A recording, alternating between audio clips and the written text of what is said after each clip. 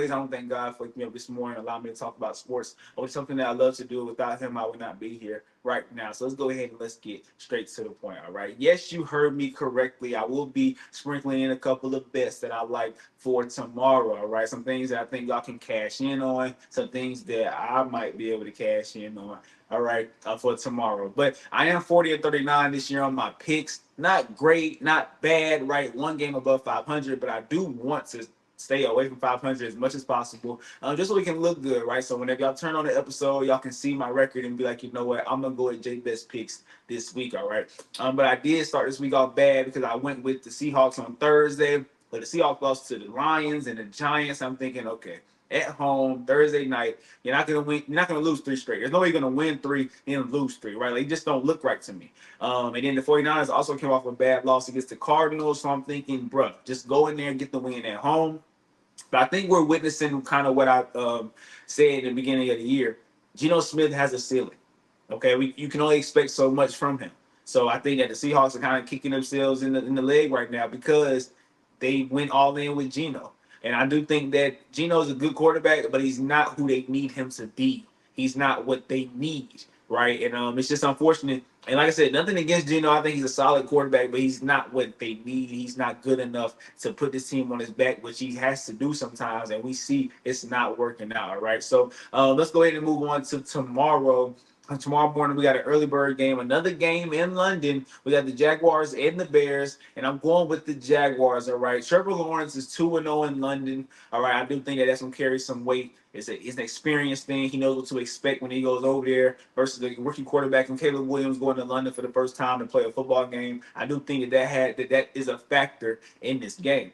But as far as player props, I do think that y'all can take a look at this Bears offense. All right, I think Caleb Williams, whatever his passing yards is, y'all can go over on that because the Jaguars secondary is god awful. Okay, so if you go over on his passing yards, that means you can go over on DJ Moore's receiving yards as well. I think you can take advantage of that. But I do think that the Jaguars will still win this game. The Bears defense is dealing with some injuries, Jaquan Brisker, etc. So I do think that the Jaguars can take advantage. Ride the hot hand. They won last week against the Colts. Not a good team, but sometimes you need that win just to feel good about yourself. And them going back to London where they've been successful previously, I do think that they'll get their second win of the season. I'm going with the Jaguars over the Bears. All right, the Cardinals and the Packers in Lambeau. I'm going with Jordan Love and the Packers. All right, Jordan Love is showing flashes, right? He's showing flashes of what he can be and what he is. And then sometimes he just make a boneheaded mistake like he did last week. Kind of made a Will Levis type play when he was about to get sacked for a safety. Then he just threw the ball and threw a pick six. But like I said, he's showing flashes that he is that quarterback that they paid. He is the quarterback that they want. He is their guy. And I think this is the perfect game to get right. Okay, it should be a shootout. It should be a high-scoring game because the Packers defense don't impress me that much either. Just like the Cardinals defense don't impress me that much. But I think it'll be a shootout, but I'm going to go with Jordan Love in a shootout versus Kyler Murray. All right. Next, we got the Texans and the Patriots. Look, I love Drake May. I told y'all he's going to be better than Caleb Williams. I watched him at UNC, and I'm telling y'all, he is the next man, the next guy in New England. But this is his very first game. I cannot bet on him to win his very first start against a pretty good Texans team. Now, the Texans are missing Nico Collins, so their offense, I'm curious to see how it goes because last week when he got hurt in the first half, the second half, the offense looked bad, right? So I do want to see them play a full game without Nico Collins against the Patriots defense. That's not a pushover, right? You're not just going to go in there and run the score up on them. So I think it's going to be a not a tight game, but not a blowout either. Maybe a two-possession game. And I got the Texans winning against the Patriots. All right, but it's good to see Drake May out there to get his feet wet. Like I said, in the beginning of the year, I was torn between the two. Whether you throw him out there because the O-line was so bad going into the year, and it has been bad this year and giving up the most pressure. Do you throw him out there and take a chance on getting him hurt? Or do you throw him out there and he's not able to develop because of the O-line? Or do you throw him out there so he can get his feet wet, so he can learn how to scramble, so he can learn how, you know what I'm saying? So I was torn between the two, but it's going to be good to see my dog out there playing his very first NFL game, all right? Next, we got the Bucks and the Saints, all right? No Derek Carr. That's a big problem in my opinion. Spencer Rattler's coming in. I can't bet on a rookie his very first start. Right? I just can't do it. It's not like it's their first start in week one where everybody else is kind of tuning up and you know what I'm saying, still trying to get right. This is week 6. We're getting closer and closer to where teams should be, in full season in mid-season form. All right, so to see Spencer Rattler go in against a Bucks team, they just lost in overtime to the Atlanta Falcons last week. I'm pretty sure they want to get that bad taste out of their mouth. And not only that, but it's Baker Mayfield against Spencer Rattler. Today, right now, I'm gonna take Baker Mayfield. I'm taking the Bucks over the Saints. All right. Next, we got the Browns versus the Eagles. Look, AJ Brown, Devontae Smith is back. Look, the Browns are just a bad team and all because of their quarterback, right? Their defense to me is not terrible, but when your offense keep going 3 and now your offense can't get anything going, what does that mean? Your defense is on the field a lot, which means they get tired, which means they make mistakes. They're also injured in the secondary. So I advise take advantage of AJ Brown coming back whenever you're betting. All right, take advantage of that. We saw him in one game this year. And you saw how special he was. He will be special this upcoming weekend. I do not expect him to take a step back because of that injury. But him and Devontae Smith being back means that Jalen Hurts has his guys, and I do think this is a get right game for the Eagles. I'm going with the Eagles against the Browns. All right, next we got the Commanders and the Ravens. For all y'all that like to bet on the spread, bet on this spread. All right, right now the Ravens are +7. No, I'm sorry. The Ravens are -7. The Commanders are +7. +7. Right. That means, so for those of y'all that don't know, that means that Vegas believes that the Ravens are going to win by a touchdown or more.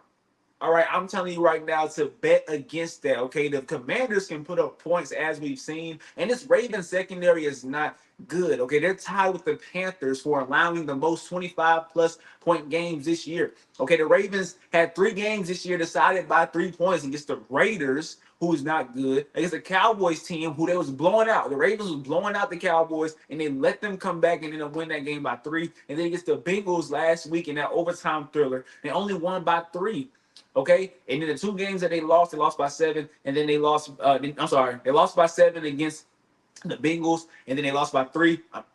Lost by 7 against the Chiefs. Sorry, they lost by 7 against the Chiefs. They lost by 3 against the Raiders, and then the other game was that they blew out the Bills. But other than that, there's 3 games decided by 3 this year. They cannot win big. They've only seen it one time, and I think the Bills kind of laid an egg that night. So I do think you can take the points. All right, take Commanders and take the points. The Commanders can actually win this game, I believe. Right, I'm going with the Ravens, but I do not think the Ravens are going to blow them out. I do not think the Ravens are going to win by more than 7. I do think that Jaden Daniels might just make a mistake that allows the Ravens to win this game. Once again, the Commanders being 4-1 right now, it's a problem. Like it just doesn't sit right with me because I don't think that this is who they are. And a lot of people are sold on Jaden Daniels being that guy. I'm not saying he's not that guy, but I'm also saying that this is bound to fall eventually. And it might just start falling this week against the Ravens. You have the former MVP and Lamar Jackson versus the rookie and Jaden Daniels. Like I said, it should be high scoring. It can be high scoring. And I highly advise that y'all look at Terry McLaurin and Zay Flowers prop for receiving yards, okay? Because the Commanders secondary is bad and the Baltimore Ravens secondary is terrible. You saw what T. Higgins and Jamar Chase did last week. And then against the Commanders, you can always bet on any receiver going against them. So I advise you look at Zay Flowers and Terry McLaurin prop for the receiving yards. But like I said, +7 for the Commanders is just a bad bet to me. Take the points, all right, and bet that the Commanders will lose by less than 7, basically, just to dumb it down for some of y'all. Not dumb it down, but to clarify it for some of y'all, all right? But I do have the Ravens winning that game. All right, next you have the Chargers and the Broncos. Look, the Broncos have won 3 straight games. They're not winning 4 straight games. Okay, I'm going with the Chargers to win this game. The Chargers coming off a bye. I am excited to see what Jim Harbaugh and them guys kind of drew up during the bye week. And I do think, like I said, the Broncos, I said it, Sean Payton is the guy to develop Bo Nix. I do think that they will be good eventually, but to me, it's fool's gold right now. They won 3 straight games.